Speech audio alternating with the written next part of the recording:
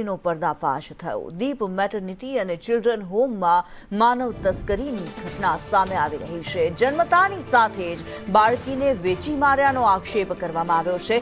બાળકીને જન્મ આપી માતા ફરાર થઈ ગઈ હતી। ગેરકાયદે દત્તક રાખનાર દંપતી સામે ફરિયાદ નોંધવામાં આવી છે। હોસ્પિટલના સ્ટાફ સહિત 8 લોકો સામે ફરિયાદ નોંધવામાં આવી છે। બાળકીને જન્મ આપનાર અજાણી મહિલા સામે પણ ફરિયાદ નોંધવામાં આવી છે। વડોદરાના સાવલીમાં પોલીસ ફરિયાદ નોંધાઈ હતી। ગોધરા પોલીસ આરોપી મિલનને લઈને હોસ્પિટલ પહોંચી। આરોપી મિલન રાણાને સાથે રાખી હોસ્પિટલમાં તપાસ કરવામાં આવી। શું બન્યું બે દિવસ પહેલા અહીંયા? એ ખબર નથી અમને। અચ્છા, એટલે ખબર નથી એવું કહેવાનું કહ્યું છે ઉપરથી તમને? ના, એવું નહીં કીધું। ડૉક્ટર સાહેબ ક્યાં હતા? ડૉક્ટર સાહેબ 2 દિવસથી બહાર છે, ખબર જ નથી।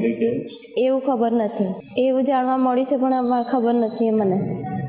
મારા ઘરે મરણ થઈ ગયેલું ને તો રજા પર હતી એટલે મને કશું ખબર નથી એમ। ડૉક્ટર સાહેબ પોલીસ લઈ ગઈ કે ખબર? સવારે 8 વાગે આવીને તો ડૉક્ટર સાહેબ કાલે નહોતા।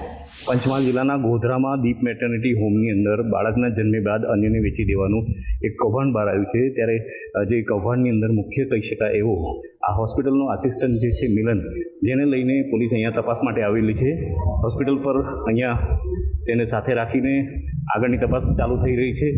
આ મામલામાં સમગ્ર મામલામાં બાળકનો જન્મ થયા બાદ જે મહિલા હતી એ મહિલાના બાળકને આ જ મિલને અન્ય કોઈને વેચી દીધું હોવાનો સમગ્ર મામલો બહાર આવ્યો છે। ત્યારે આ મામલામાં વધુ વિગતો મેળવવા માટે પોલીસ હાલ અત્યારે મિલન નામનો જે પોતે અહીંયા હોસ્પિટલનો આસિસ્ટન્ટ હતો એને લઈને વધુ તપાસ માટે આવી છે।